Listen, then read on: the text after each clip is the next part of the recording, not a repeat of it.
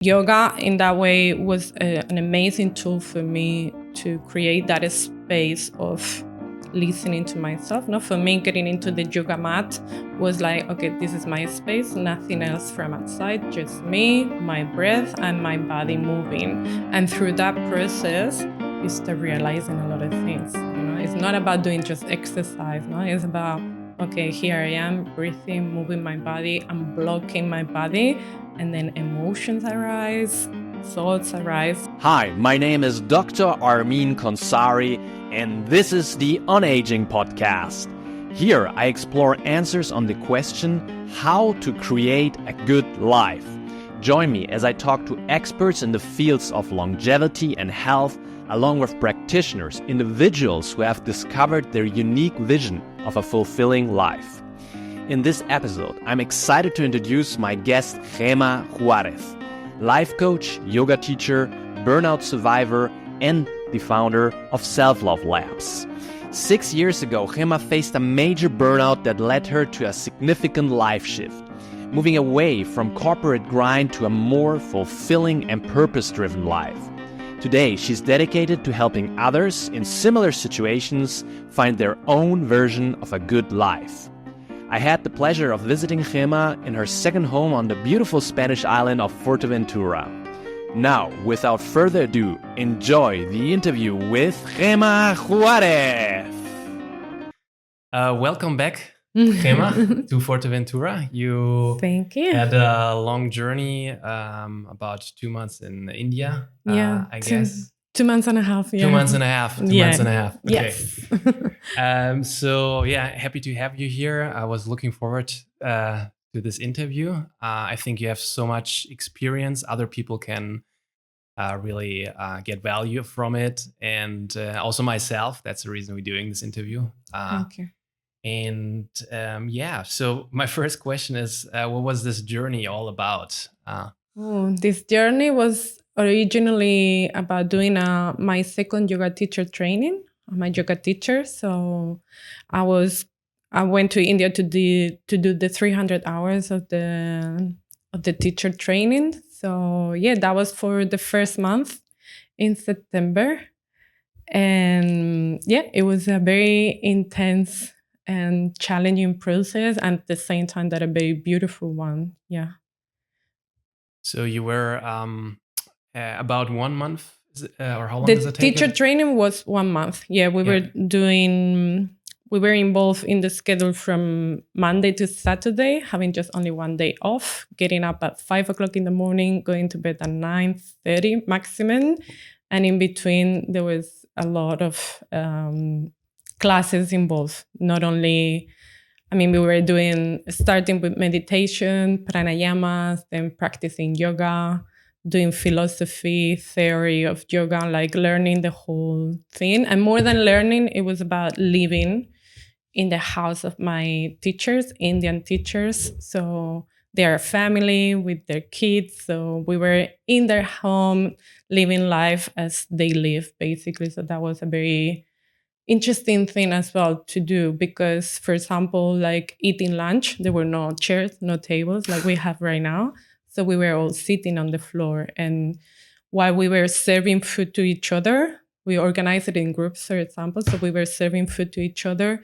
We were chanting mantras. And then before starting eating all together, we were chanting a thankful mantra as well. So it was everything about being conscious of all the time about what we're doing, about helping each other, about being thankful about the things that we have, and learn more about the philosophy of yoga. Because obviously yoga is not only about asanas and the postures that we practice, that what we know here in Europe, but it's way more than that, no? So the whole process, the whole month was about learning yoga not only by theory, but by practicing in all its different aspects. Yeah, very interesting. And I definitely come back to yoga, because that's like a big part of who you are nowadays, I think. Yeah. But I want to shift a little bit to also what you said. You went also traveling the second month. And, yeah, exactly. There was something I found really interesting. You said, okay, that was something the old Gema wouldn't have done. So maybe you can go a little bit into that. Yeah, so after the teacher training, during the teacher training, there were things that the old Gema would have never done, like getting up at 5 o'clock in the morning. Be happy about that. Yeah. The old Gema hated getting up early in the morning. That was a nightmare for her. So the new Gema actually appreciates getting up early in the morning and dedicating that time to herself to do things that are good for herself and having the whole day for herself as well, no?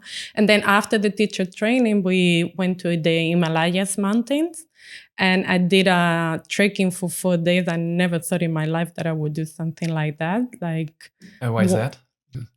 What? Why is that?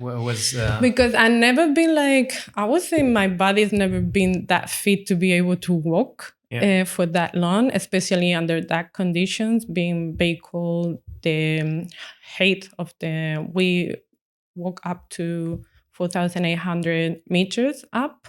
So your lungs needs to be prepared for that as well. And the challenge of the path as well. At the end of the path, there was a very difficult walk area that I got vertigo.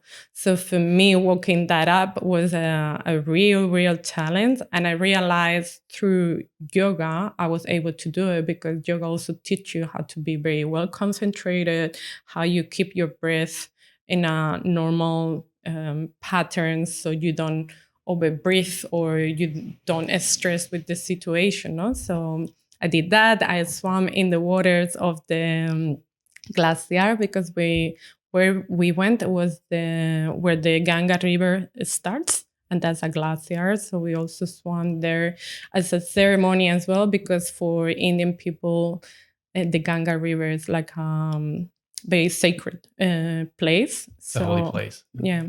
So yeah, there were many different things that the old Gema would have never done. Never. No way. And that's a very satisfying thing, seeing the old you and then actual you and how I evolved and changed it over this period of time. You're saying it's very satisfying? Why? Satisfying to see that those things that you thought you were not capable of doing, you actually are capable of doing them. And also because sometimes we think that we are one thing and we get trapped into that fake identity of ourselves, and then suddenly you realize that your identity might be wider than that, and there are more things about you that maybe you don't know about yourself, no? So when you have this capacity to compare yourself from years ago to now, you say, oh, I thought Gema was this and this and this, but suddenly these days I can see that Gema is also this and this and this, no? So like seeing all these different phases of myself is also beautiful. Nice. Yeah.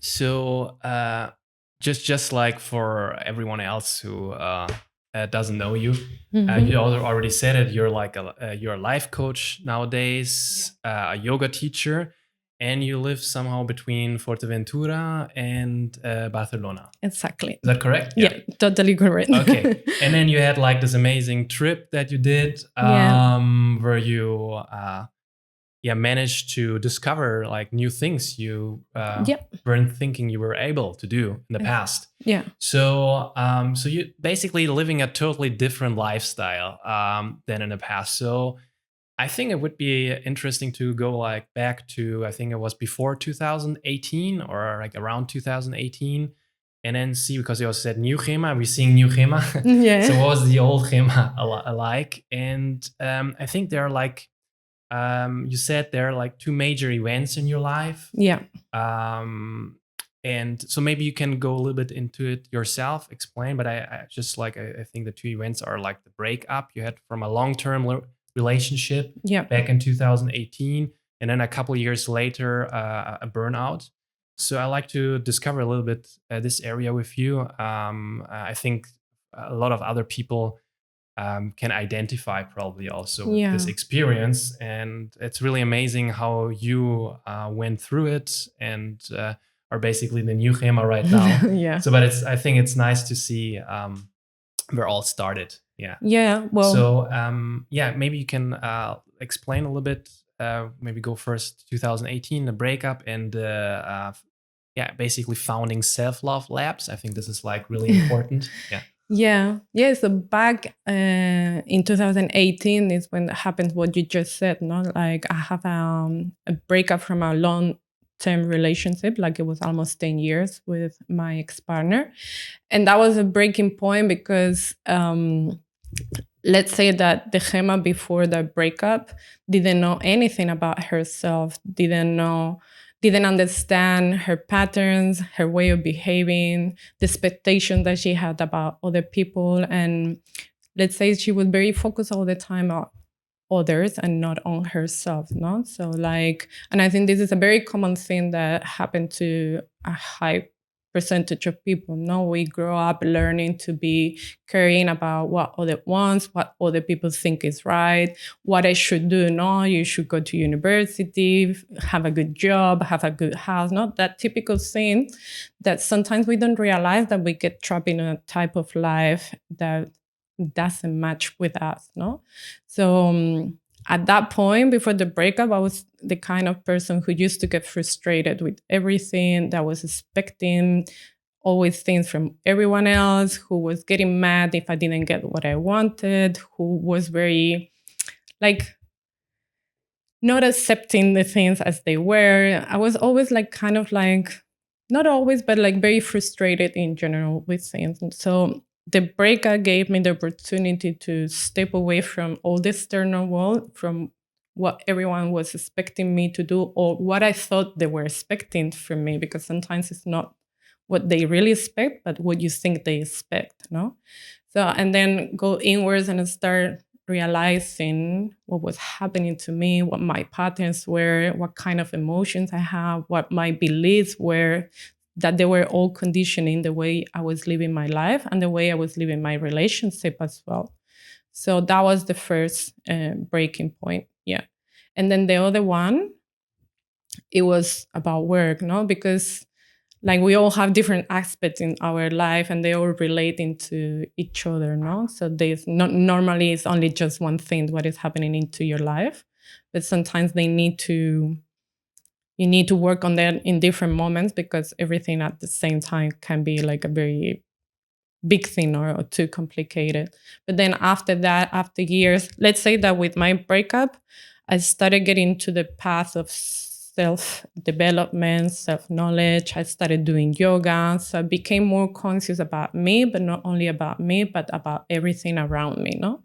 So my job didn't match into that anymore. No, I was working in the corporate world, being a project manager in a big company, doing like working in big projects that they didn't really match with my personal life. So that became a big thing because I was having like a very stressful life with working in projects that I didn't relate to, that I didn't feel that I wanted to help into that kind of projects either.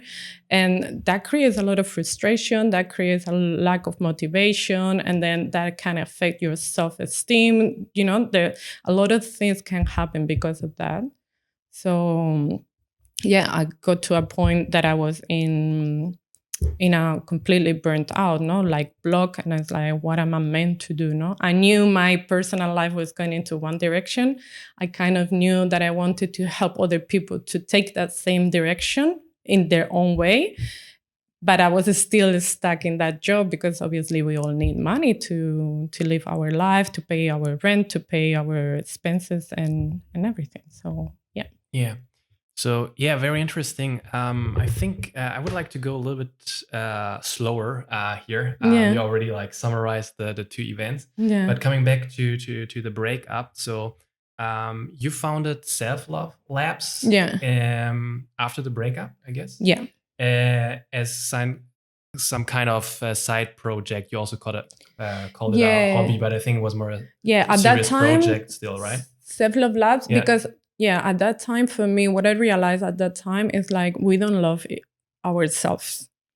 we are too focused on loving other people, and we forget about loving ourselves, because there is this belief that it's selfish to love yourself before the other one, no? So at that time, when this concept came to my mind of Selflove Labs, it was like, yeah, man, at the end of the day, everything is about loving yourself. And I use the Instagram account, because the first thing that I did was creating an Instagram account just to be able to speak up what the things that I was learning, the things that I realized about my breakup, about my own beliefs, about my emotions, or how to manage different situations that I realized during that time that I didn't know anything. No? So everything that I was learning, everything that I was integrating, that was my speaker, let's say, to put it all out there. So that's how it started, just as a way to speak up. to speak up. And does it mean speak in public also about what happens? At that moment, it was just only writing and posting things, but I didn't really start speaking in public yet. Yeah. No. What I mean is like social media is somehow also public, right? So of course. I thought maybe like speaking like this in video, sure, no. It was just, I kind of like, actually I wasn't brave enough to put myself in front of the camera. Everything was like writing, and then being myself at the front came after. But at the beginning, it was just a way of words, like putting words out there and sharing them with the people. Yeah. Okay.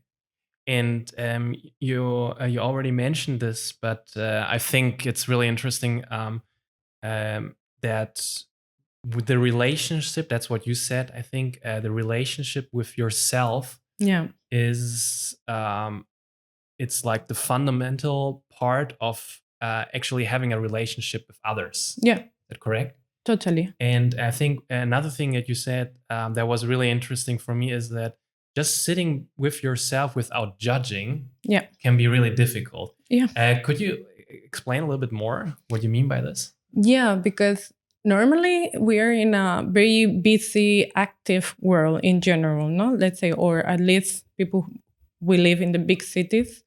And we are not used to sit down with ourselves. We are not used to suddenly close our eyes and consciously pay attention to what our mind is saying or what our emotions are showing us, no? Because our emotions are also in our body, no? Our body feels pain, feel different things, no? But we're not used to listen to that.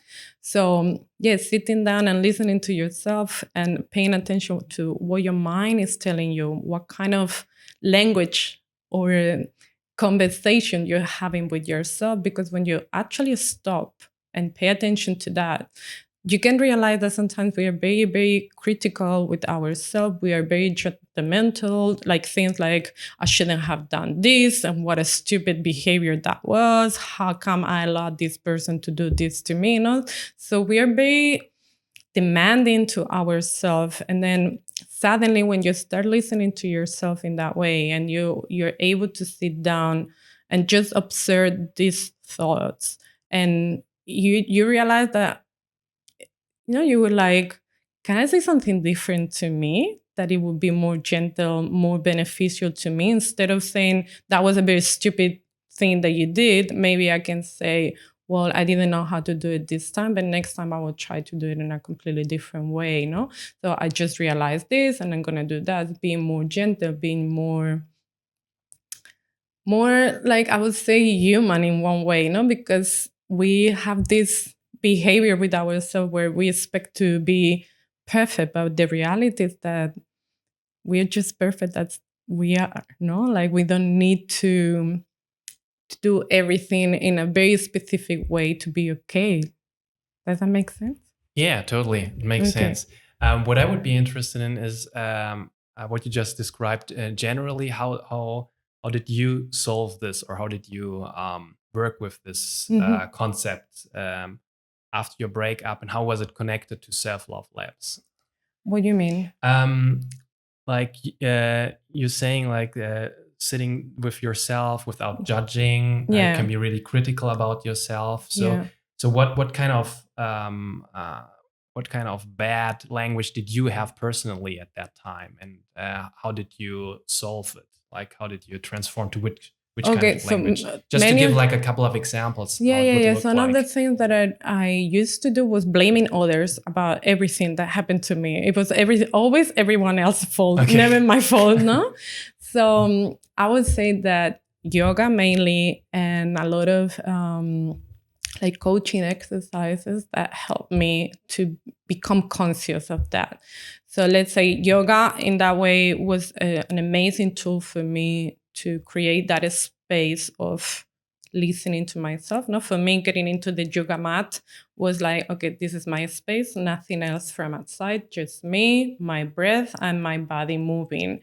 And through that process, you start realizing a lot of things. You know, it's not about doing just exercise. No, it's about, okay, here I am breathing, moving my body, I'm blocking my body, and then emotions arise, thoughts arise. So that was the space for me, together with meditation, to be able to observe myself from outside, and always kind of like taking that critical voice. Whenever that critical voice was coming, I was like, no, this is just a voice. I'm not paying attention to it. This is no.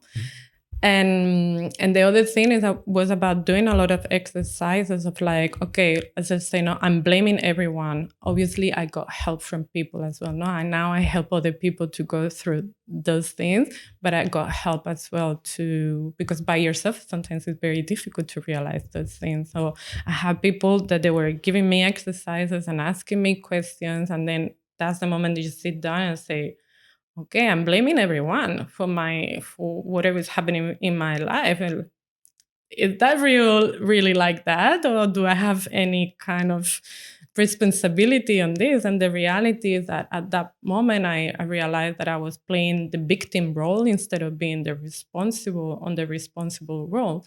That this is also something very interesting to realize in life. We can be victims of things, but it's different to live in the victim role all the time. So that's what I was doing. So through those exercises and the capacity to observe myself, to be honest with myself, I was able to start changing that way of thinking, that way of approaching life. Not like I'm the victim. No, now I'm responsible. This is what is happening to me. What can I do with this from here that is in my hands? No. Yeah, so basically being active and not just passive. Exactly. Correct? Yeah. And what did you do then? What being active? That was doing yoga and Selflove Labs, I guess. Yeah, it was a lot of discovering again things that I like, because I got to a point when the breakup happened, because this happened too much also to women. No, we learn to look after the others, that I got to a point that I didn't even know what I liked anymore. So it was kind of like being burned again, you know?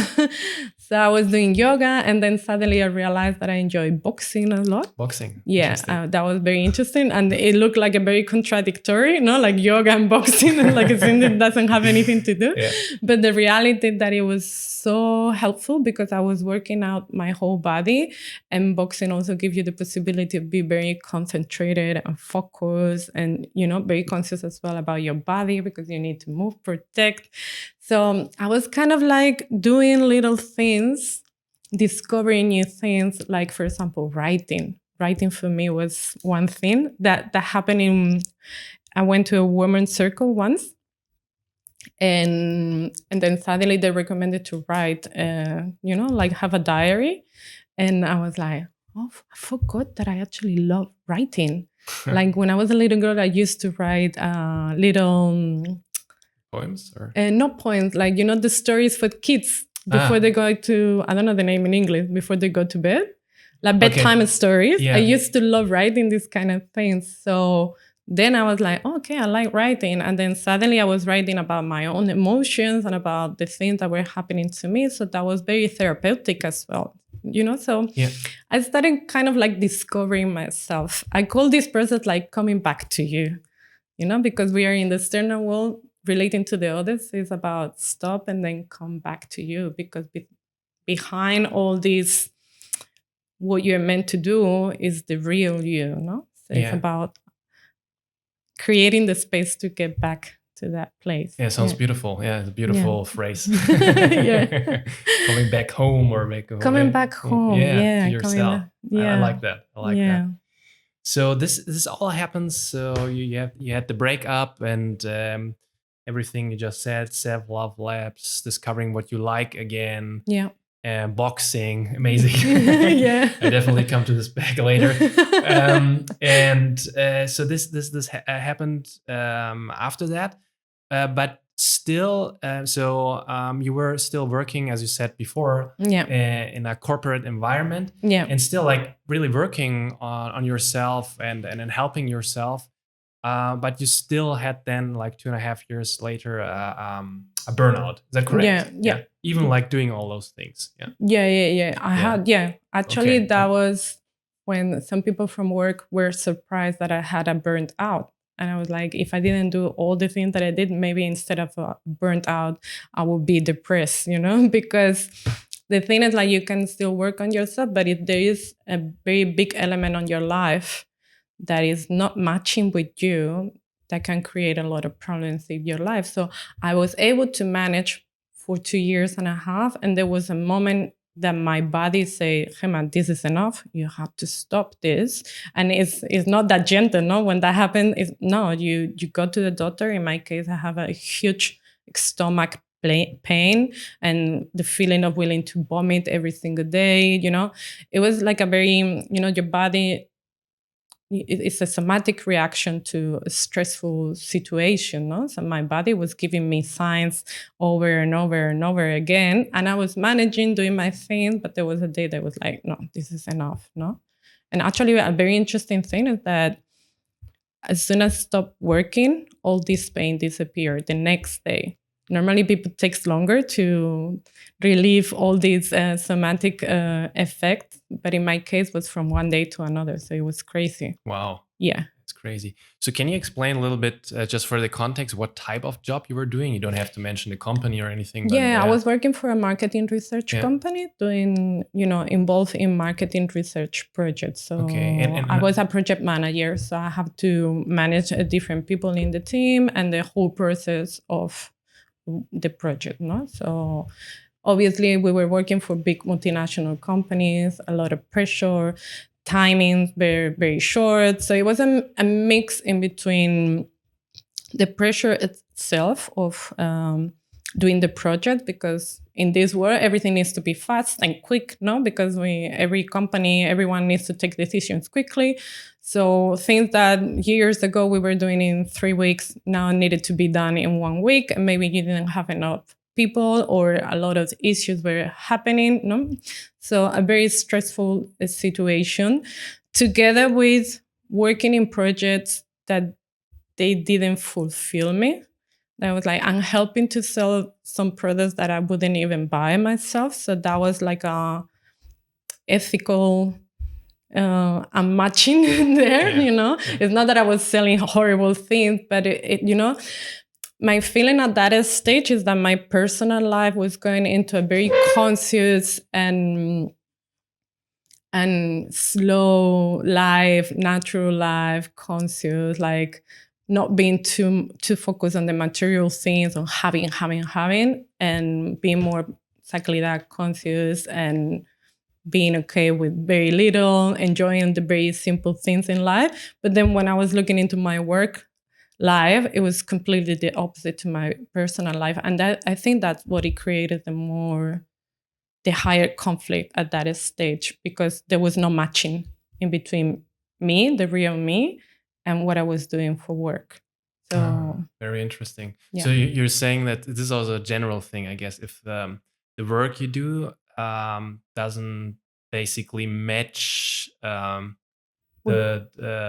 way of life you actually do in your free time. Maybe. Yeah, exactly. This creates a conflict, an inner conflict, exactly. which produces this chronic stress. It was part of the conflict. Yeah. One thing was the stress generated by the work itself, because the nature of that job is stressful.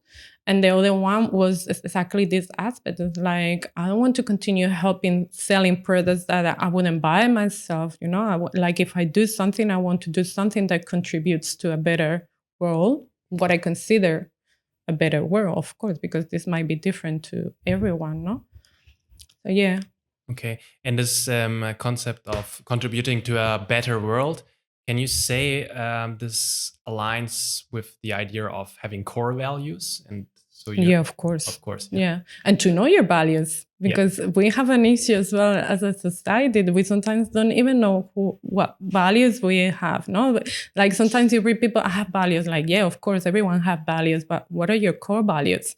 And that's an exercise that you have to do too. Sit down and review what are your core values. And that's going to give you also the basement to take decisions in life as well, and to be able to say no to certain things or to say yes to other things. Because if you know what your core values are, then let's say that it's like having a map, no? And you have the different roads that you have, and you know that, you know, through the road that is not matching with your values, you're going to struggle, right? So that's a very important exercise to do. That is something that I did when I had the breakup, because at that time I didn't even know what my values were, you know? You kind of sense and feel, you know, but no, you put them into paper, into words, and then like something that you have in front of you every single day so you don't forget about them.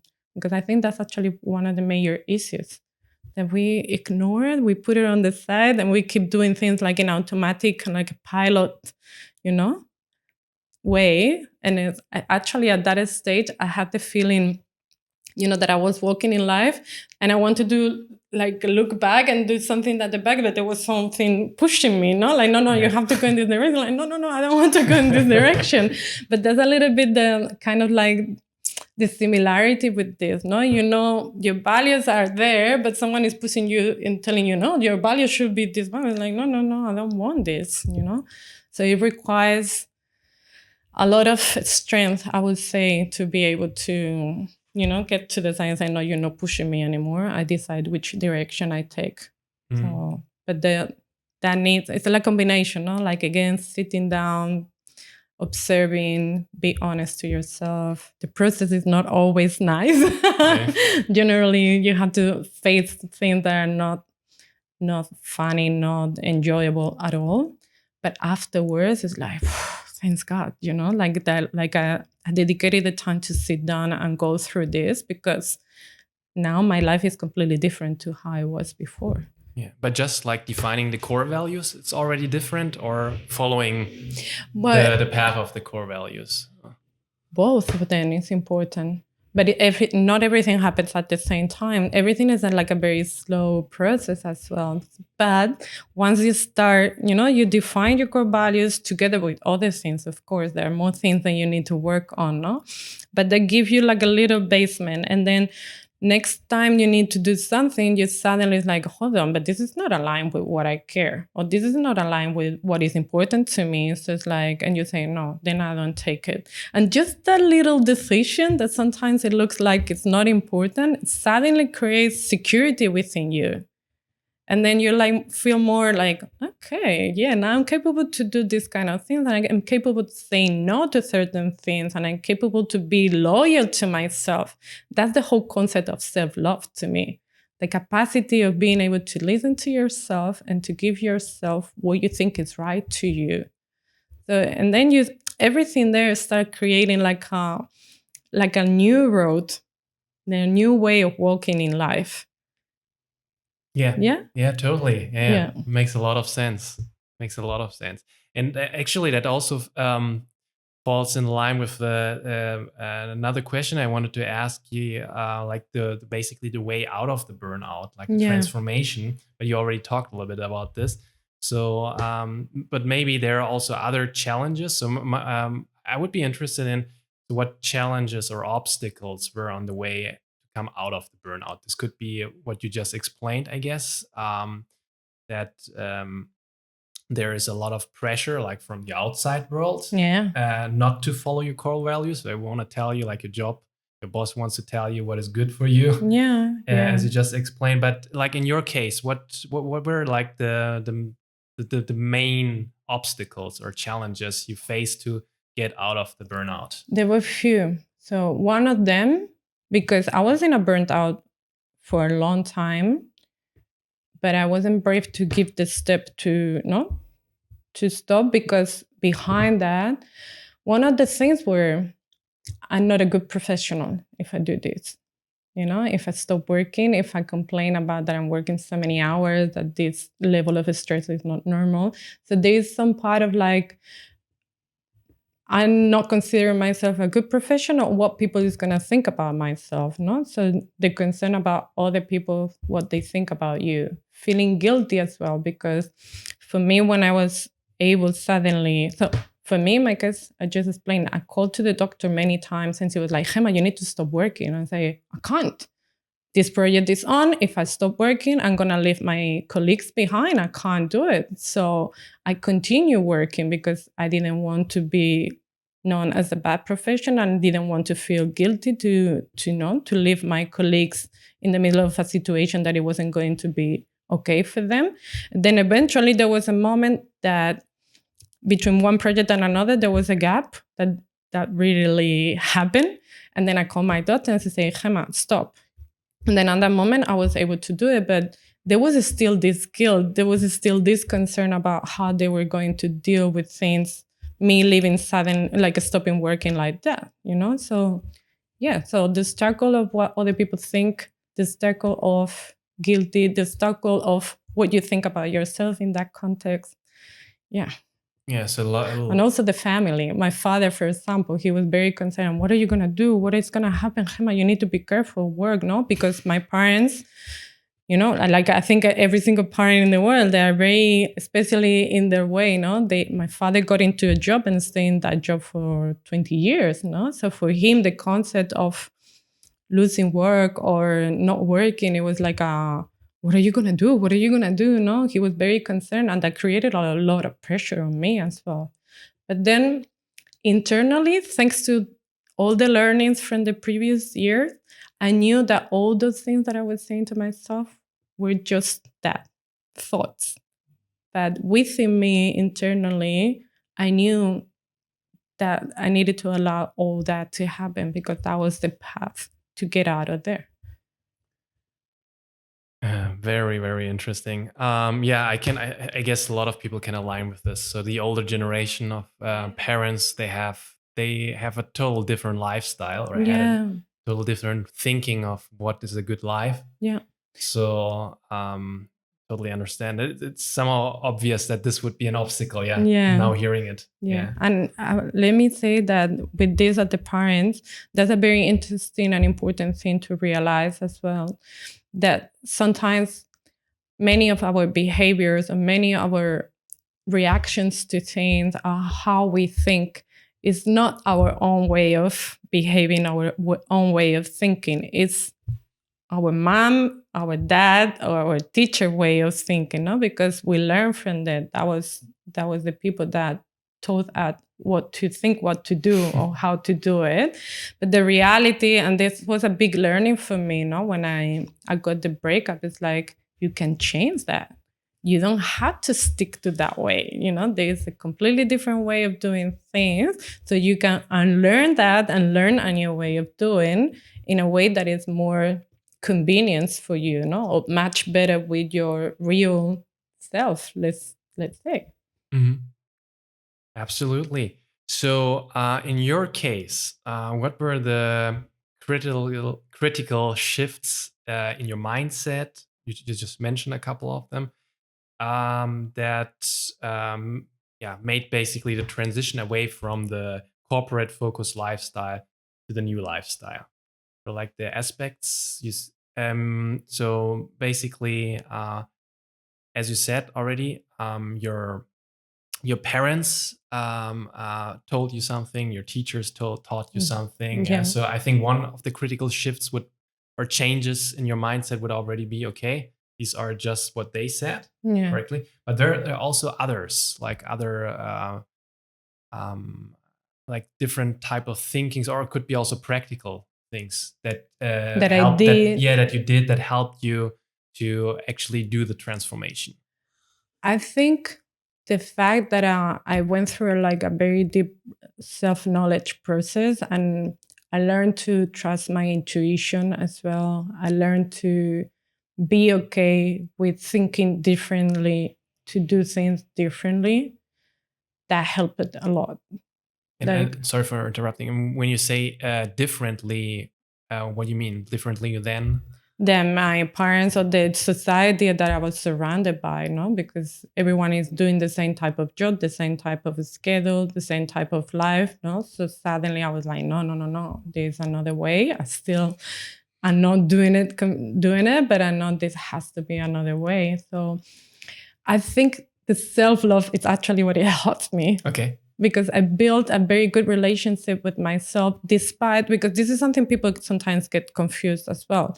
I can love myself, but it doesn't mean that I'm not going to have hard times, and that I'm not going to have questions, and I'm not going to be in doubt sometimes. No, I love myself, but I also I'm a human being, so I go through things. But how you manage those things is what makes the difference. So let's say that I build a security within myself of being okay with me. That is what it helped me to go through that transformation in the process of the burnt out, and being able to step away from that and hold the difficulties, being okay with the difficulties.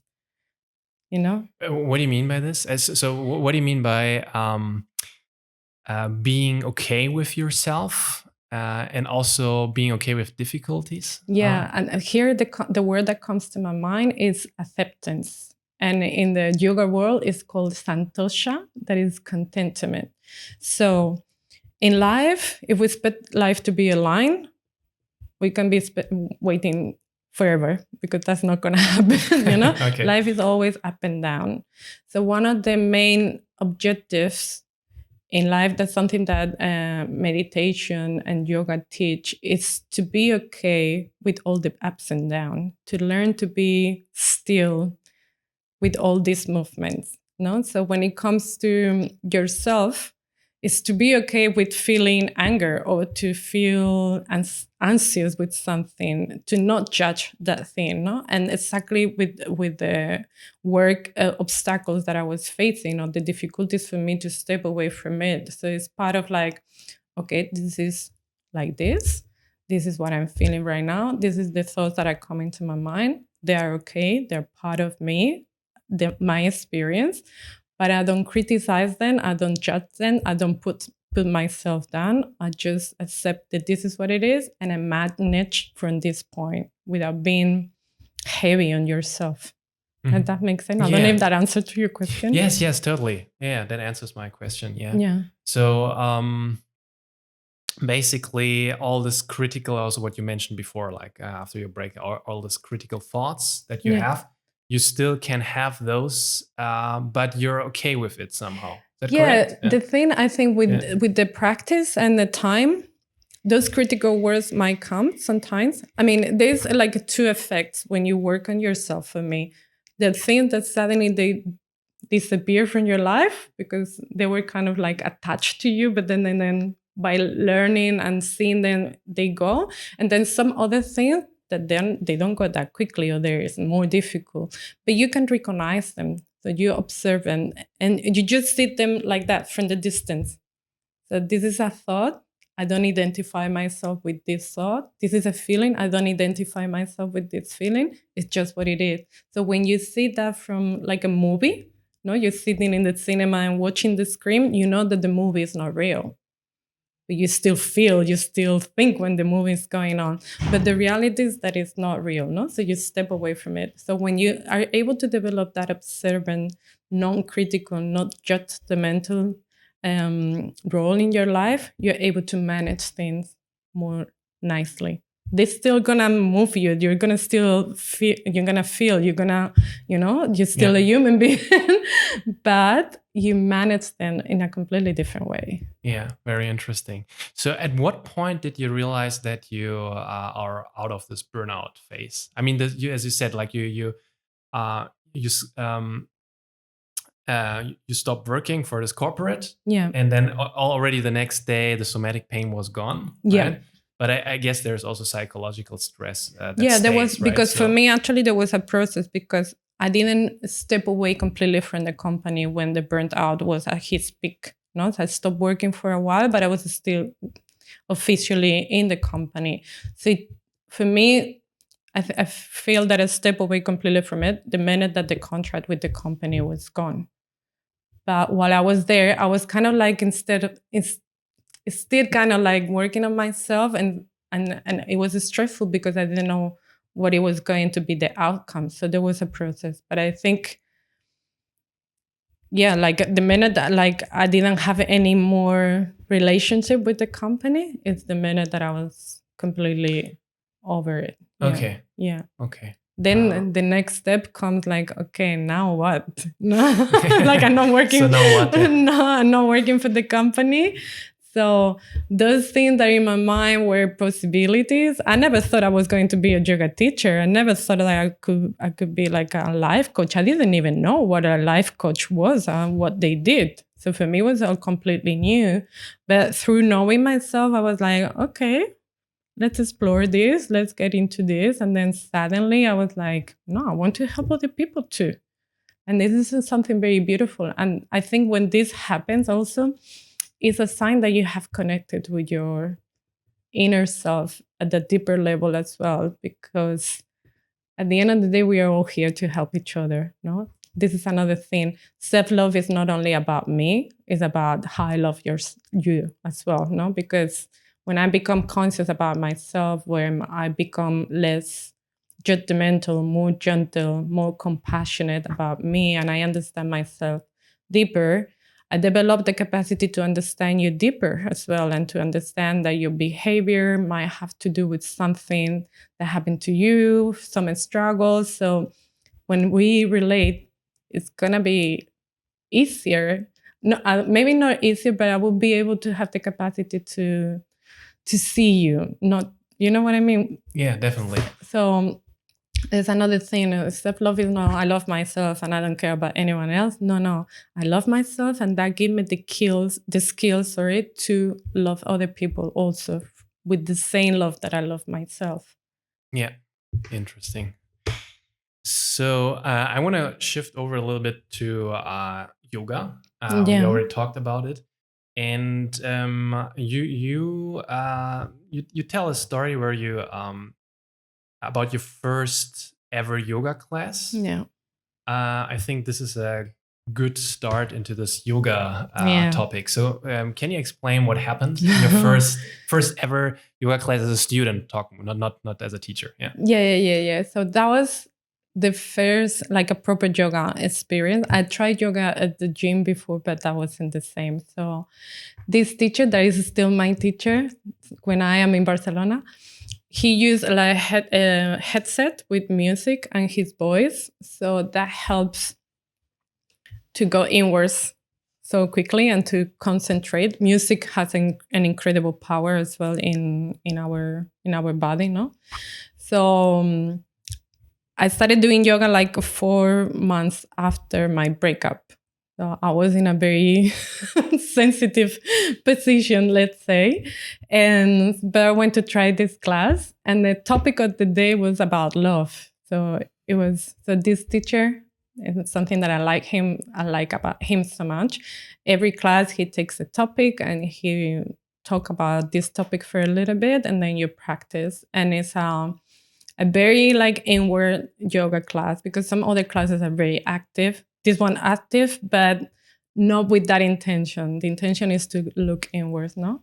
So I got into the class so deeply. So I was with my eyes closed, breathing, trying to do it. I didn't know anything. No? I didn't even know how to do the things properly, but I could feel it was like a meditation practice as well, no?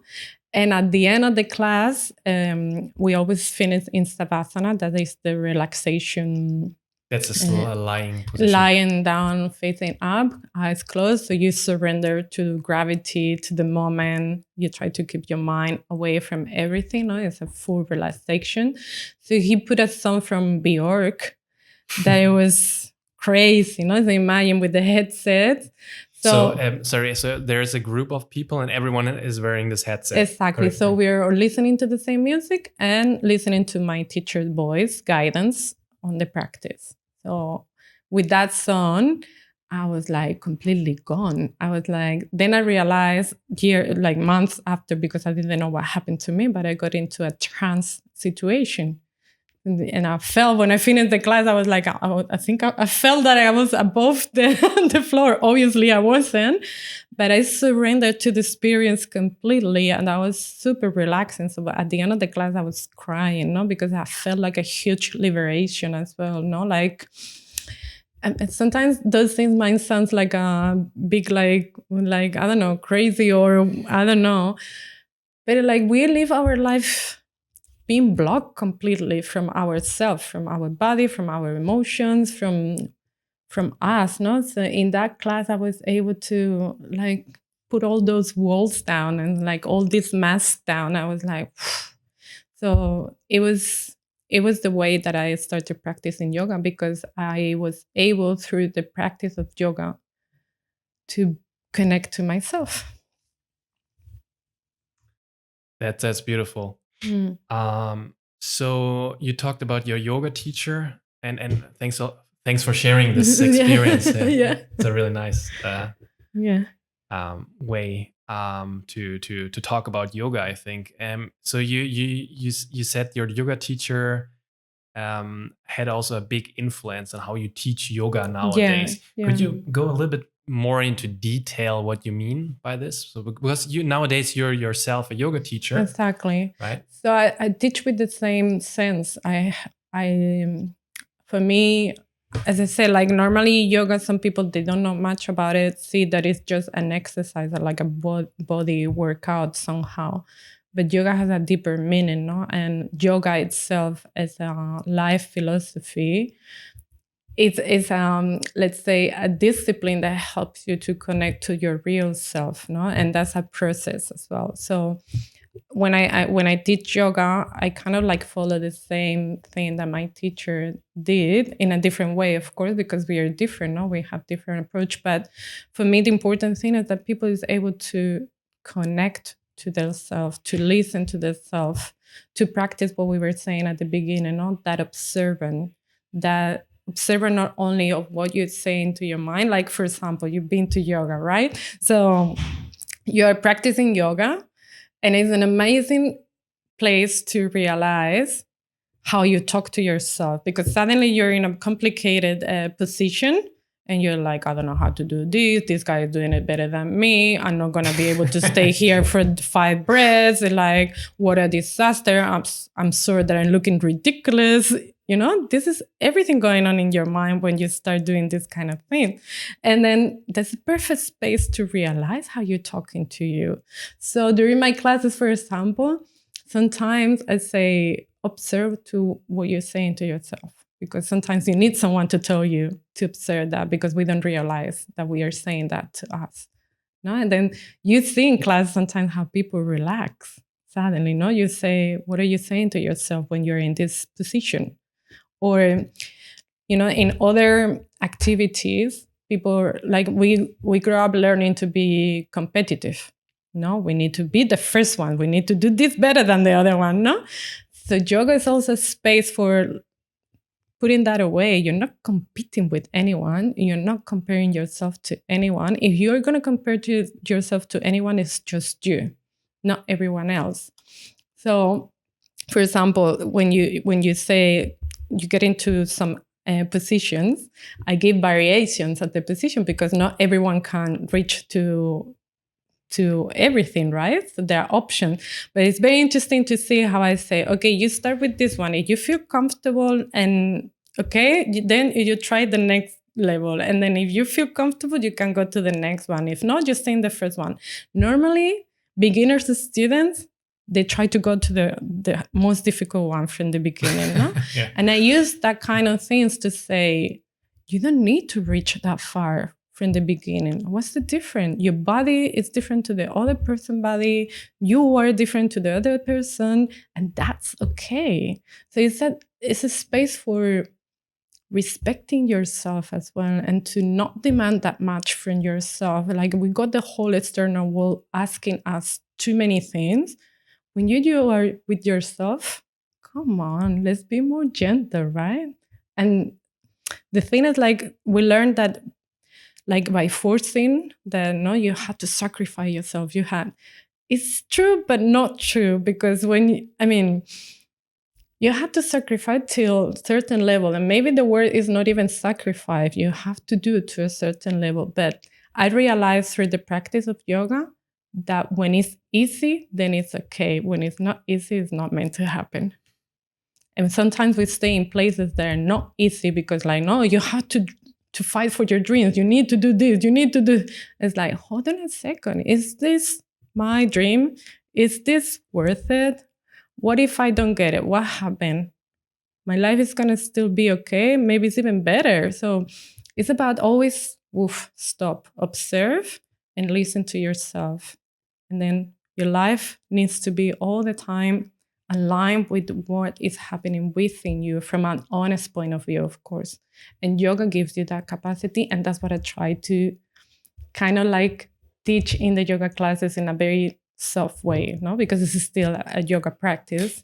But through little questions, little reflection, I try to help people to realize those things. So during the class, you actually ask those questions? Sometimes, yeah. To the people, and then... Yeah, and sometimes I do like a special session that I bring like a little coaching exercise as well. So through the practice, when you finish, your mind is relaxed, because normally we take decisions only with the mind without listening, no? So sometimes I play with that as well.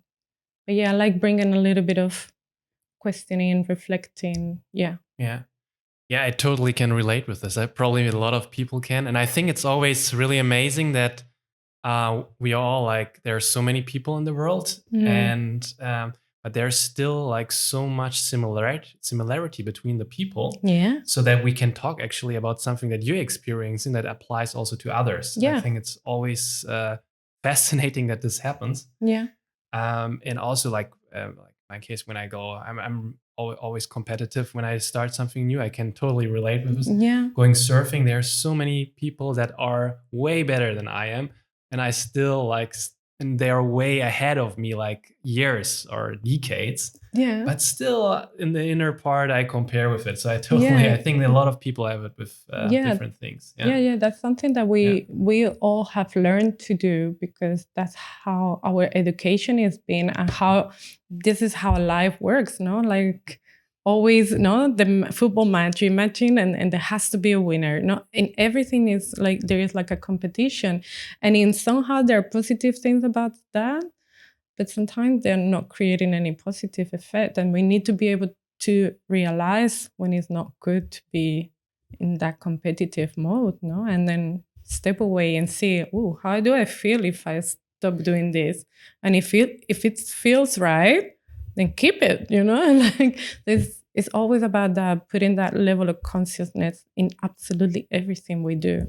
Yeah, I think it's a very good notion, but I also believe can be really hard to apply it, because by just like telling yourself, okay, don't do that. It's like that there's this famous thought experience when they say, don't think about, I don't know, a dancing bear. And then you're gonna think about it. Bear. So, so how do you actually? How do you do it? How do you do it? I think this is like the question, right? So of course, it's not as simple as saying don't do it. Right. But there are some tricks that you can use, or there are some sentences so you can play with changing. Now, for example, you're competing, you're there, not surfing and comparing yourself, and you say, oh, this guy is better than me, maybe I'm not that good. So maybe in the moment I use, for example, I always use the same example, but I do like this physically. I move my hand and say, no, this is not how I want to think. And then suddenly I'll say, what kind of other sentence I can say. And I say, oh, this guy is very good. I'm going to watch him and learn from him. So by changing your language, by changing the words that you use, you start teaching your brain to connect in different ways. And that's a practice, like when you learn to ride a bike or when you're learning to surf. Practicing takes you to where you want to be or where you can be, because we are not always capable of doing everything. And that's something very important as well to accept. Like some people, when they come to yoga, it's like, no, but I'm not flexible enough, but I don't know how to do this. And sometimes they say something like, I don't know how to do this either, like not because I'm a yoga teacher, means that I'm able to do everything, because my body is my body and it has the capacities that I had. And maybe I don't practice that much this position because my body actually needs another type of positions, So this is another thing. But there are little different tricks, different exercises that you can do to start changing that inner voice, that way you approach life. So I think this is a good part to go into your coaching and maybe also your personal routines. I think this is really interesting. So you already said, is this like something you also do yourself nowadays? Like when you think you still do this? Yeah, of course, I still do it. And I think it's a life thing forever. And there are moments that you feel more in balance and moments that things get twisted, no? Because things happen in your life. So there's different ways, no? The thing is, like, for me, the key is to have like a tool box that you take with you everywhere, no? That toolbox is inside of you, integrated within you. But yeah, I keep writing, not every day. I used to write every single day before. Now I don't do it that much. Well, what exactly do you write? Like a diary, like my whatever I'm feeling, whatever I'm thinking, just I put it on paper. And that's, for me, is one of the most amazing exercises we can do. And it's so simple.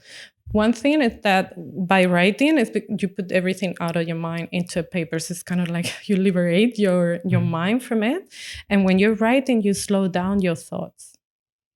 So it also has it helps to put things into perspective, no? Because your hand doesn't go squeeze at your mind. So to be able to write, you need to slow down. So it's an amazing exercise. We don't realize that that's part of the effect of writing, but it's super useful. Yeah. Do you also then write about what you're grateful? Because there's like also this technique, grateful. What you're grateful for, or what sometimes it's about playing with the words, no? For example, I have to do this. Do you have to, or do you want to? Mm-hmm. Just by changing that word, everything changed. I want to, or I am going to do this, but have to means obligation. So sometimes we are obligating ourselves to do things that in reality we want them to be done. Like the language itself has a huge effect on how we approach the things that we have to do. But yeah, like you were talking about having a routine and having, like things that help you to... Yeah, I was interested in your personal routine first, and then maybe from there, let's go to what people also can do. Yeah. But so what do you personally do I mean, it's like, I think all what you just talked about, it's about psychological or mental health, right? Yeah. Because it's like a big part. It's connected also to our body. There's a lot of studies that also show that a lot of somatic or physical illnesses, they also stem like from stress, chronic stress. Yeah. So everything you're just saying, like also having a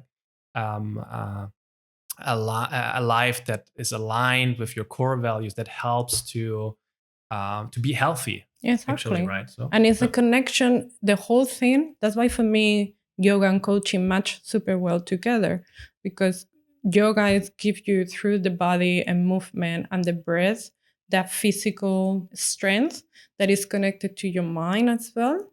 And then coaching helps you to organize everything that is happening in the mind and through the body as well, no? Putting it together. So can you explain more in detail? Because you one thing you said before was that yoga and your coaching are aligned. Yeah. Also when we previously talked. Yeah. So how exactly does this manifest in what you do in your coachings?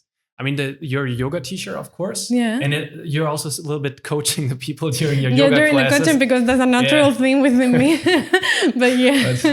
But also the other way, like when you do the coaching, how much yoga is in there? Or where is the yoga in there? I actually recommend to people, well, sometimes in the coaching sessions, I do a little bit of meditation, or call it mindfulness, no? Like closing your eyes, stay there, breathing technique, because yoga is not only about the asanas, the posture, but it's also about breathing technique, concentration, and meditation, etc. No? So when I am in coaching sessions, sometimes we need to stop and say, no, close your eyes and let's meditate for like, even if it's just 5 minutes. And I bring that to the equation, because it's true that not everyone is willing to do yoga as the typical yoga that we know, but then you can still learn to breathe, because learning to breathe actually is a very important thing, because we don't even know how to breathe. We don't even slow down our breath, expanding our lungs capacity. In the world of yoga, is called prana. The energy that we have is in our breathing techniques. So prana is... the prana is the vital energy that we have in our body, no? So, and it's connected to breathing exercise. Exactly. So prana is your breathing capacity. Let's put it in simple words, no? So if you're able to breathe slowly, to hold the breath, to be conscious on your body while you breathe in, that's going to help you to relax automatically. That's going to help you to take consciousness of your body as well, no? So when you approach things, if you're able to slow down the mind and be more conscious of your body, then you can take better decisions. No? So that's the coaching part. That's how everything matches, no? So let's say that when practicing yoga, you take consciousness of your body, and with the coaching, I help to, what I said before, no? Like organize everything that is happening through questions. I don't know, like coaching mainly is about asking questions so you can understand yourself better, no? So yeah, so when people come through from the coaching, also put some sort of the yoga within the coaching sessions as well. Because as I said before, no, we are normally in the mind all the time, and we need to, okay, let's get out of the mind for a little bit and observe the body, observe our breath, and develop that observant. And yeah, if whoever is also willing to do yoga, super open to that as well.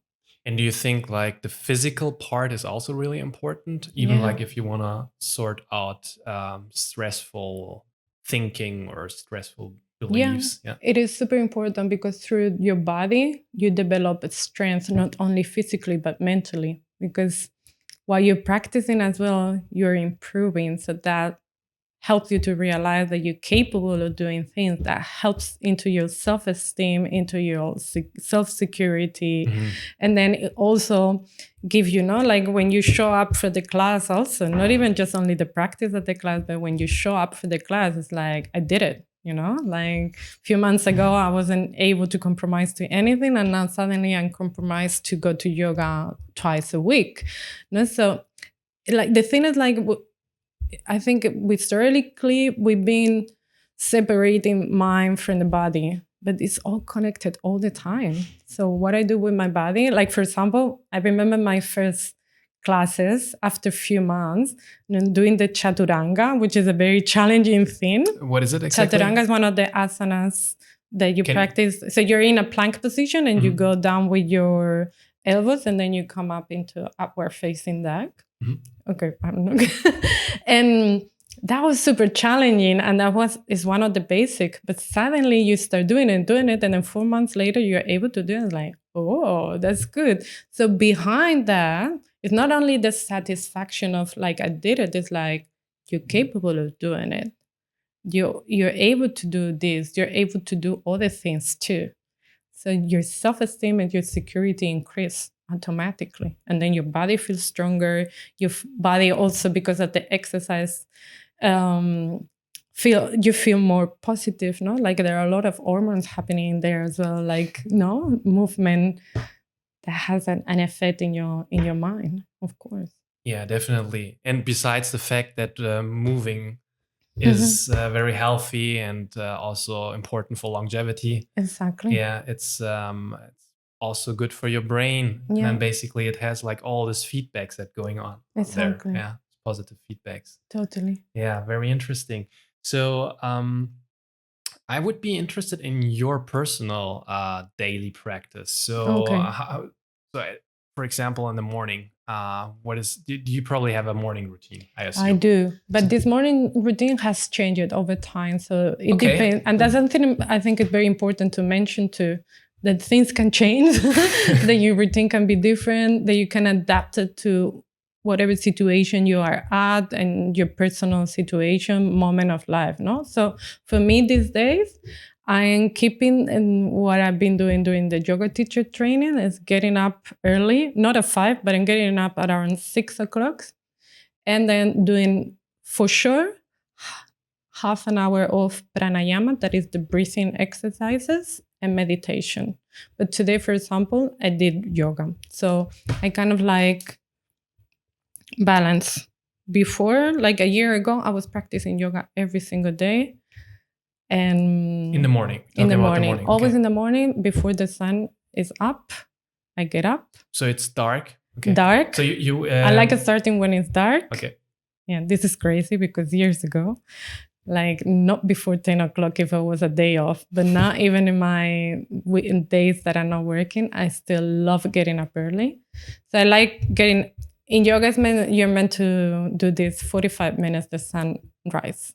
And actually the effect is very beautiful as well because you start with the darkness and then you start seeing how the colors of the sky are changing and then the sun comes up. And especially here in Fuerteventura, it's just a gift every single morning. Yeah.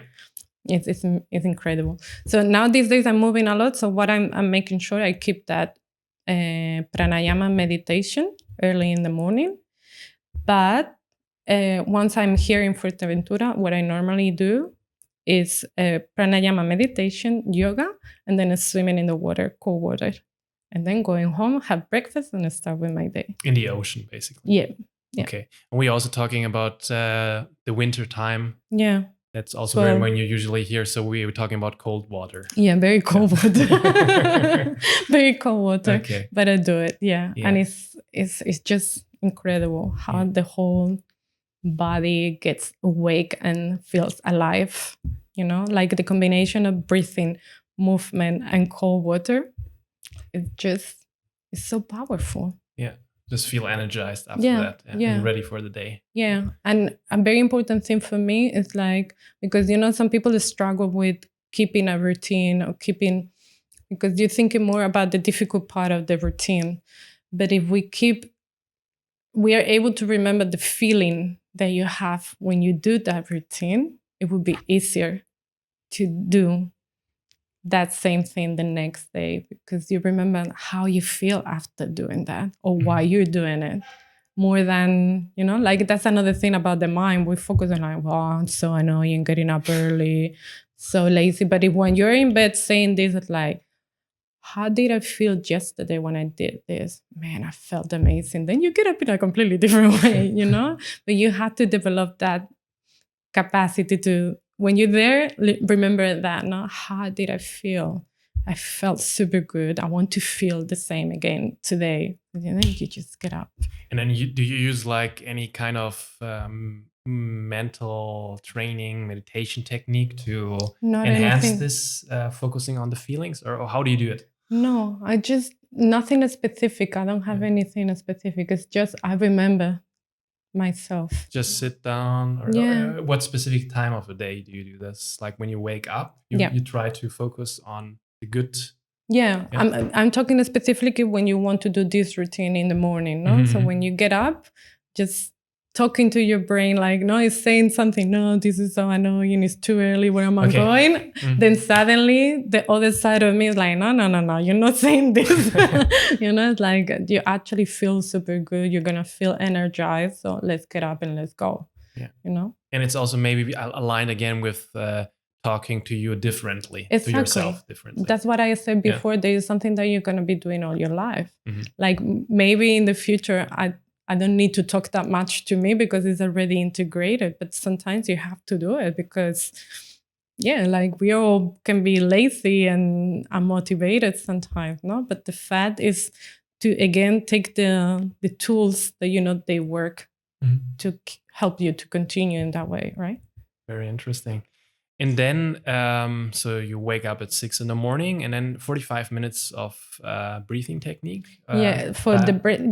Yoga, normally when I practice yoga, I would say, so if we go, because now I'm moving a lot, so that's why it's sometimes keeping the routine is difficult because of the different chains of location and everything.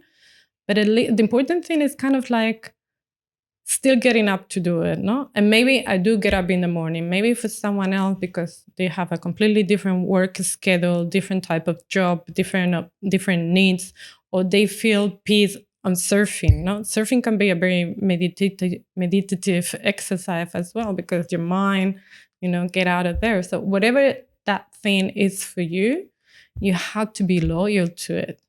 You need to learn how to be loyal to it. So you say, okay, this worked for me. In my case, it's the morning. Maybe for you, for some people, it's like the lunch break, no? In between works, I say between 1 and 3, and taking time to do 20 minutes meditation, and then maybe eat something healthy and write a little bit, and then I go back to work, whatever that is. But if you need to modify it sometimes, because there are obviously things that are going to influence, but at least keeping the minimum possible, because that's what keeps you on track, no? So for me in this case, because I'm moving these days too much, I'm keeping my focus on the pranayama meditation, but then it will go up to doing the whole thing, no? Pranayama meditation, asana practice, yoga, and then swimming in the ocean. So that probably would take 2 hours of my day. Okay. So then we are around 8. I like to just maybe briefly pranayama, the breathing exercises. Could you give an example how this looks like, or what you do? Yeah, so one of them, for example, is called Anuloma Viloma. So basically, that kind of breathing is focused on balancing the capacity that we have to breathe from both nostrils.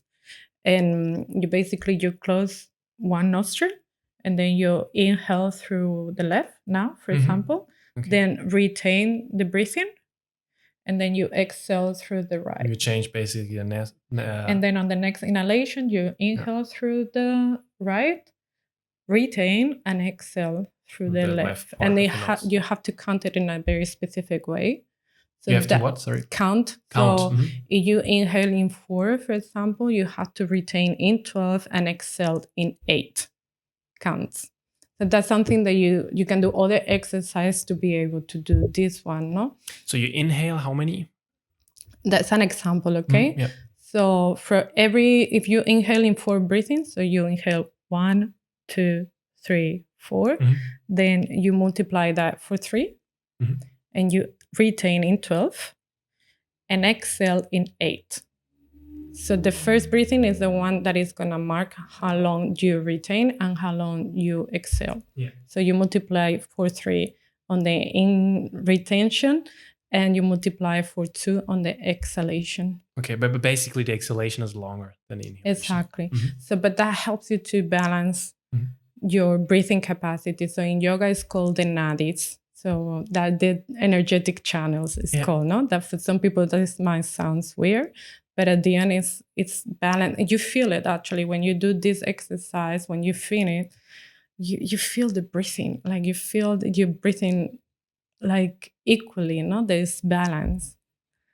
So that's one example. Okay. Actually, I would say that, the trekking that I did in the Himalayas, I was able to do it because of this kind of exercises. Otherwise, I wouldn't have been able to do it. Because just think that we reach 4,800 meters high. So your lungs needs to be prepared for that. And it was thanks to not only to the pranayama, also the yoga practice, but the pranayama was a huge tool to be able to do this. basically having trained the month before. Months before. Okay. So the specific month. So then obviously I've done yoga before, so my breathing was already aligned, no? Because when you're doing the yoga practice, it's very important that the movement and the breathing is connected all the time. So when you inhale, you bring your hands up, you inhale with the when you put your hands down, you exhale. So everything is connected. But because of the yoga teacher training, we were doing 4 hours per day of asana practice of yoga, as we know, and then the pranayama meditation in the morning.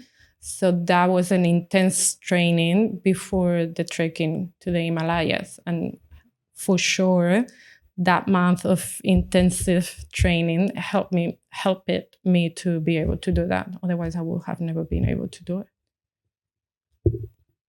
Very cool. Very cool. I mean, the whole breathing part is also something that I'm personally also excited right now about getting into it. I mean, it goes also along with the different part of the world has like different names. Yeah. Where focus, but also like in the Western world is like in the diving, free diving. They do a lot of breathing exercises, which is really interesting, which has similarities with the yoga practice, for example. Also in martial arts, they doing it. Wim Hof, for example, the Iceman has some parts of it. A lot of the things they have to do with your breathing, because through your breathing also you're able to calm your mind, and that takes you to a concentration state as well. And that's what it allows you to jump into ice. So how are you going to do that if you're thinking and you're thinking, oh my God, I'm going to get frozen? No? You have to relax your mind, and breathing has that capacity. Exactly. Yeah. It's connected to your nervous system. Yeah. Exactly. The part that you're actually not consciously controlling, but with breathing you can control it. Yeah. Exactly. That's a very interesting part. So I would like to come to one of the main questions of this podcast. I will keep on asking all my guests. Yeah. So about crafting or creating a good life. So my question to you is: we talked a lot about it, but I think it's like a way to summarize all those things.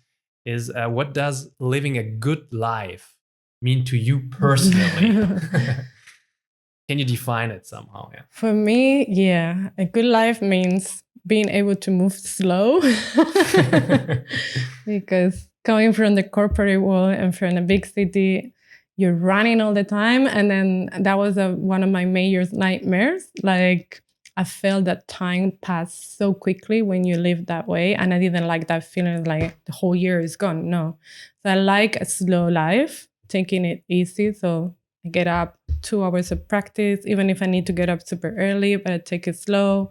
I eat slow, and I do everything always being very conscious of what it makes me feel good, no? So a good life is having a nice routine, having healthy and nice food, not rushing too much, and being surrounded by people that match with you as well, that have kind of like a similar lifestyle, people that you can talk to share your feelings, to share your thoughts, the people that validate you, that you feel comfortable with you, having like other activities that make you happy. Like, for example, I love dancing as well. So like, not forgetting that we are here to enjoy as well, no? So like, it's not about work and making money and build an empire, no? It's like, what are you here for?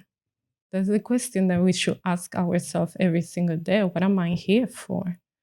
And for sure, I'm here to enjoy, no? Like, to enjoy whatever that means to you as well, because I might enjoy life by sitting and reading a book, and some other people might enjoy by going surfing. So that's what I mean. Like, having a happy life is about being conscious of what it makes you feel good, and then giving yourself that, right?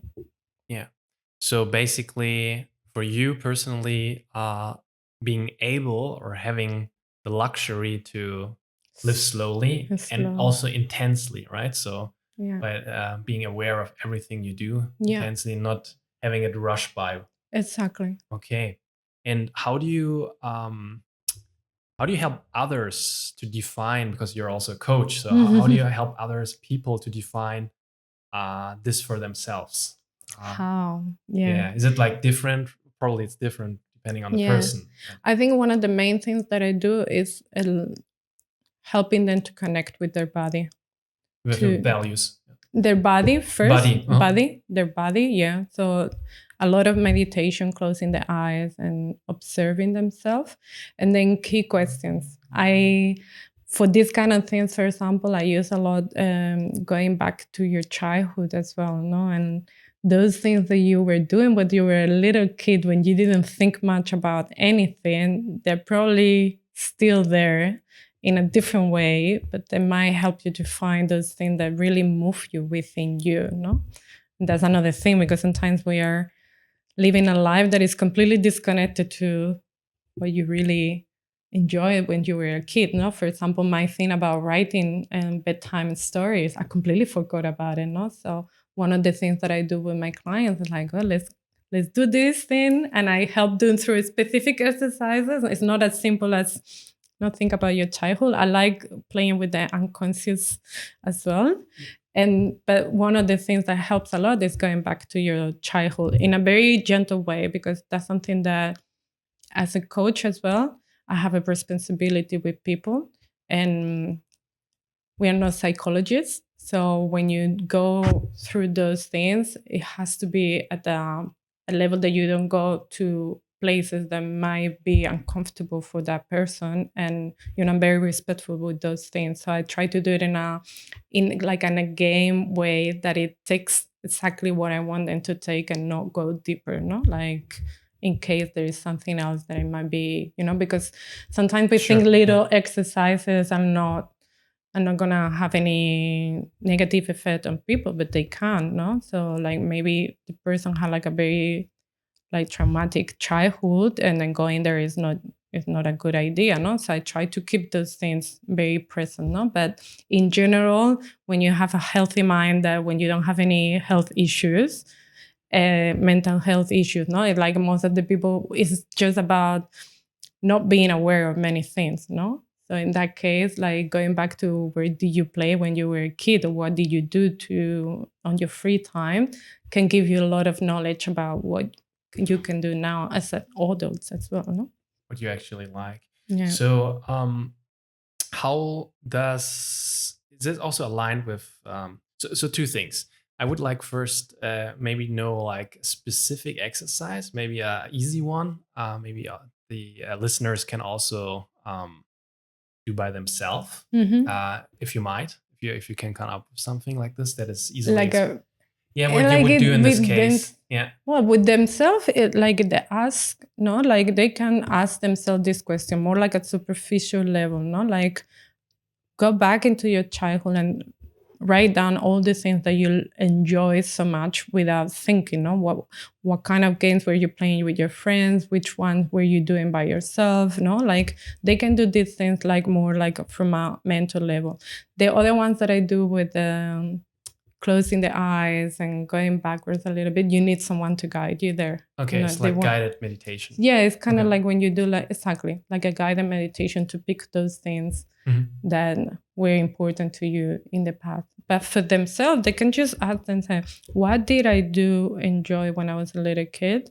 Can I keep doing this thing these days? If sometimes people actually struggle, it's like, no, but that's a kid thing, no? Like, for example, I had one guy that was like, no, but going with the skateboard, that's for kids. It's like, hold on a second. And we stay there, no? Because like, is it a kid's thing? Do you want to do it? Would you like to get the skateboard and do it? And he's like, yes. I'm like, so trying to help him to go through this limiting belief that playing with the skateboard is only for kids, but he was willing to get the skateboard and play, no? So it's like, and then you had to go through what is behind that, because he was concerned that other people might think that he's not mature enough because he was playing with the skateboard. That maybe for you and I, it's like, of course you can go. But some people struggle with things like that, no? So it's like, what is stopping you from doing this? What is worrying you, no? You can ask yourself these little questions. So what ways are there for overcoming those limiting beliefs? What ways? I mean, what other like a lot of questioning, because a lot of for me it's a lot, because we are not conscious about the limiting beliefs. So most of our limiting beliefs, they will disappear when we are able to face them, but we don't realize. Sometimes people don't even know what is a limiting belief. No. So are you saying it's not possible to do it by yourself? You always need a coach? Yeah, you can. It you is? can Okay. sometimes. Yeah, of course you can. So how can you? So that was a good I think it's easier like to talk an example. So with the skateboard, that was a limiting belief. Yeah. But I guess in this case, you were coaching that person, so you told that person that's a limiting belief. I think that to be able to do it to yourself, first you need to be with someone a little bit. I mean, of course. Or you can buy a book or write. I'm sure there are books there that you can do your own exercises as well. But for me, at least, to be able to do it with myself, for example, I first needed to be in the hands of someone else, because I needed to learn what a limiting belief was. I needed to learn how to listen to myself and to be honest with myself, because we deny a lot of things. And for doing that, I needed the role of someone else to help me to get the skills to be able to then be in a situation like, why am I not doing this? No, what is stopping me from doing this? And like, I'm concerned about this. I'm worried about that. No, it's a lot of being super, super honest with you. But to be honest with yourself, you need to be aware of what is there. So we need knowledge. And we sometimes don't have that knowledge. So you need to gain that knowledge first, even if it's just at a theoretical level. You know? Right. Yeah. And what about discovering a purpose? So is that already an exercise when going back into your childhood, what you like to do? Can that already be an exercise to discover like your purpose that you have in life? Because people, I think that's also what you mentioned before, like need somehow a purpose. Yeah. So the core values we talked about and all of this, but you also need a purpose. It can help you. Yeah. It can help you a lot. But in my case, for example, my little me didn't have the purpose of doing what I'm doing right now. My little me is a representation of what I help people to do, not to be happy with themselves, to enjoy life, to be aligned with themselves. It's a representation, but I never imagined that I was going to be helping other people to do this thing, no? But it can, like going there can help you to get a lot of information that it will be useful when you define your purpose. Okay. And are there any easy strategies to find your purpose? Easy, like nothing is easy. Nothing easy. Or nothing is. I think the most. Or let's say beginner exercises for starting to find your purpose. I think one of the main things is connecting with your passions. No, like identifying what your passions are about, and from there, then you start drawing, no? Because, and this is something that I like doing, is like go big, think, dream, whatever, no? You close your eyes and like, what is something that you will enjoy the most, no? Like, even if in your mind it's telling you, no, but this is not possible, it doesn't matter, dream, go farther, go crazy, put it into paper, and from there, you start giving it the shape of being realistic. But yeah, I think the main thing would be to start connecting what are you passionate about? What is those things that when you do them, you feel like, I really enjoy, I feel connected, I feel in peace. No, sometimes when you're doing something, you lose consciousness of the time, no? And like, you think you've been there for 5 minutes and you've been there for 4 hours, no? So like trying to identify those things that truly move you within you. And then from there, you start shaping them to turn them into, for example, if you want your passion or your purpose, because your purpose doesn't necessarily needs to be your income. No, sometimes your purpose is to live peacefully and calm, and no, and then you do other things on the side that are aligned with that. No, but if you want to turn that into like your job, no, or your profession, then you need to start shaping. Okay, how do I turn this into that? No. But the starting point is connecting with your passion, with that things that move you inside. Yeah. We've covered a lot of topics. It was a a wide range of topics, going like through your own personal situation, and also the main emphasis also of the podcast, how to create a good life, of course, your yoga practice, your coaching. And what I like to ask people at the end is if there are any books or movies, can be also documentaries, that had a big impact on their lives. And I think in your case, I also read on your website that you like read a lot and educate yourself, also from what we heard before. So is there anything that had the biggest impact on you, like one or two books, and that you would also recommend? Yeah, there is The Power of Now from Eckhart Tolle is one of the main books for me. And there is another one that is it's called The 5 Wounds of Our Childhood, that helps also to understand a lot about the impact of what happening of our childhood and how we deal with it when we are older. And I would say, but I don't remember exactly the name in English, for just say it in Spanish. Gabor Mate is Cuando el cuerpo dice no. So it's about a book that relates so when to say no, right? When the body say no, but I know that's not the official translation. But he explained how basically how stress can have a direct impact on the illness that we have, like cancer and other type of body physical body illness, no? So explains very well how the emotional world is connected to our physical world, and how from stress we can damage our body, no, and be sick from it. So that book, those 3 books, I think they're amazing to read. And they're all going in this direction, or could you explain why those books, like for each of because them? the one from the wounds is for me was one of the first book that I read when I had the breakup with my ex-boyfriend, and it helped me a lot to understand my pattern in my relationships with people, from which wound I was mainly having my relationships, not this, the wound of rejection, the wound of abandonment, and there are many different ones, no? So reading that book can give you an explanation, not only how do you relate to others, but from where you relate to yourself as well, no? And that has to do with that internal language also that we were talking at the beginning, and your expectations with life, with relationship, with people in general, no? And that frustration, that blaming everyone, and it's like, no, look at yourself and understand where all this is coming from. So that book gives you a very clear idea of something very important that we all, in one way or another, have, and is conditioning our life. Then The Power of Now is a representation of how important it is to live in the present moment, which is also what yoga does, not to live here and now, being conscious of you, of yourself.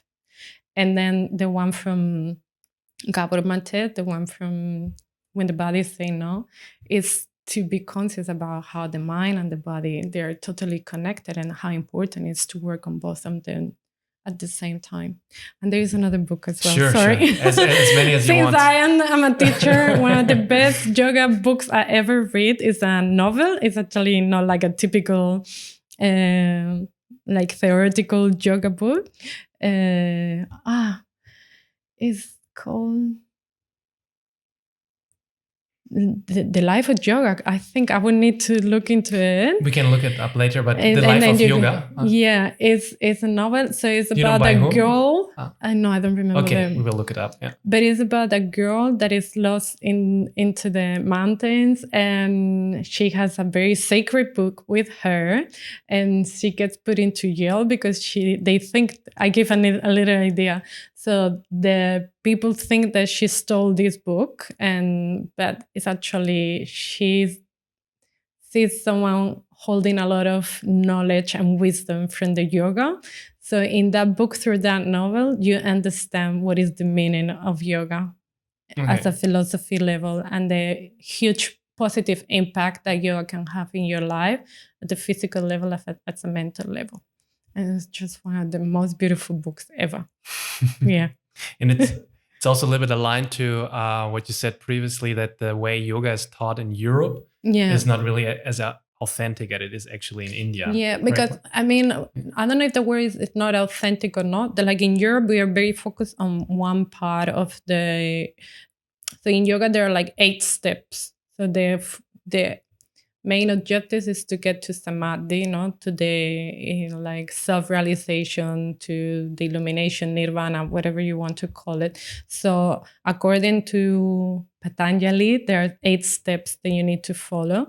And asana, the postures, what we do in the mat here in Europe, it's just one of them. But there are 7 others. Yeah, there are 7 others. Yeah. So in Europe and in Western world, we are mainly focused on only this one. Mm-hmm. That's the thing. It's not that it's not authentic. It's like we're just practicing one part of it. So it's but not then the pranayama whole, is another one. Mm-hmm. Meditation is not according to the authentic. Like I don't know the word authentic, but meditation is not something that you practice. It's a state in which you get when you practice the other ones. So they are like different, way of seeing it, but obviously makes sense to translate that into our own language as well. Otherwise, people won't understand. No? So if you keep it exactly as they do it, it might be difficult. But eventually, when you start practicing and you're getting into that, then in a natural way, you start opening yourself to all the other ones. No, so that there's an ethical code as well, like not killing, no lying. There are different things involved into the yoga practice that normally people don't know about. But yeah, it's like it's a way of living. It's not just only what you practice in the yoga mat. Okay. Yeah. And would you call it more like a way of living, or also going already in the direction of a religion? It's not a religion. Mm-hmm. It might look like a religion, but it's not a religion. It's a life philosophy. Yeah. Mm-hmm. Yeah. Oh, okay. Very nice. Yeah. I think it's always interesting to distinguish. Yeah, sometimes it's difficult to know the difference as well. So, but yeah. Okay. Very cool. My last question to you. What are your next goals and projects? My next goals and projects. I mean, you had a big one in India, right? So you came back. I have to say, now my focus is on my Selflove Labs, basically my project, my business to keep. I have like many different ideas. I want to be able to offer them to more people, and my focus is going to be in there. I don't have like any like big trip plan or anything like that at the moment, but I'm trying to design my life in a way that if I want to go away or I want to do other things, I'm able to do it as well. But this is a very interesting thing as well, because one thing that I learned from yoga also, and that is connected to the acceptance that we were talking about before, is being okay with not having like a to-do list of things in life. Of course, there are a lot of things that excite me, that I would love to do, and places I would like to go, etc. But I learned to be okay if I don't do them. Does that make sense? Yeah, it makes sense. So basically having a list of things you could do. Yeah, but if I don't do them, that's okay as well, because my happiness is not based on what I do. It's based on who I am. Who you are right now. Yeah. Okay. That's how I see it. That's a beautiful ending on this. So maybe how can people find you? Like if they want, for example, coaching or yoga and or general, like want to get in contact with you, know about you? Yeah. So with LinkedIn, I'm more active these days. If people want to reach me out through LinkedIn with Gema Juárez, with my full name, then otherwise Instagram with Selflove Labs, or my website as well, selflovelabs.com. But I'd say, any of those ways it's good, And you do also online coaching, so if someone... And I do yoga and pranayama meditation online as well, Okay. Everything online. Okay, we will put everything then also in the show notes and for everyone to find. Very interesting. Thanks a lot, Gema. Thank you. That was really interesting. It was Thanks great for taking to be the here. time. Yeah, thank you. Thank you so much. Thank you. Thank you. That's it for today's episode of Onaging. I hope you found it valuable. As always, you find all the links below the video or in the show notes. If you enjoyed this episode, please consider subscribing, liking the video, or leaving a comment. To stay updated, you can follow me on all major social media platforms at Dr. ARMIN KHONSARI. There is plenty more on longevity, health, and aging. Thank you, and see you next time.